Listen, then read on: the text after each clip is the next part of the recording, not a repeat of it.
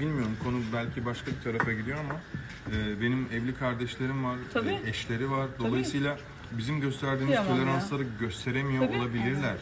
Dolayısıyla aile içinde hani huzursuzluk yaratmamak Kesinlikle. adına ben açık söyleyeyim birçok kardeşimi çıkardım listemden. Çünkü çok baskı var onlara karşı. Dışına gelmiş göstereyim, ben emir kuluyum.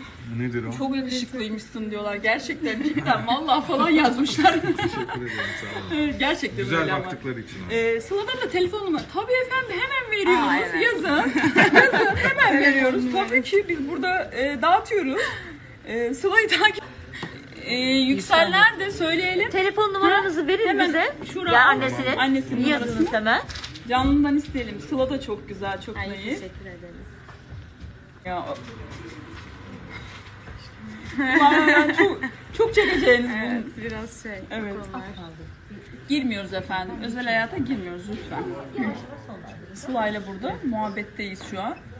Seher namı diye. Bak aslında çok gülüyor. Gülünce de nasıl güzel. Bak şuradan ben görüyorum. Ben normal hayatımda da zaten Evet. hep böyleyim. Hiç duramam dedim ya, enerjiyimdir falan.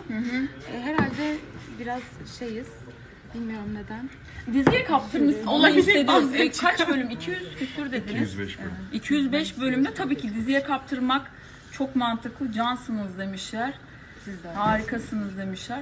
Yani bu kadar, birazcık dinlensinler. Geçeceğiz. Çok teşekkür ediyoruz bizi mesajınız var izlediğiniz mı için. Son olarak. izleyicilerimize? Bizi desteklediğiniz için çok teşekkür ederiz. Ben bir de şeye de değinmek istiyorum. Bize çok fazla hediye gönderiliyor Evet. ve bu hediyeler sadece maddi hediyeler değil. Zaten ikimiz için de onlar önemli değil.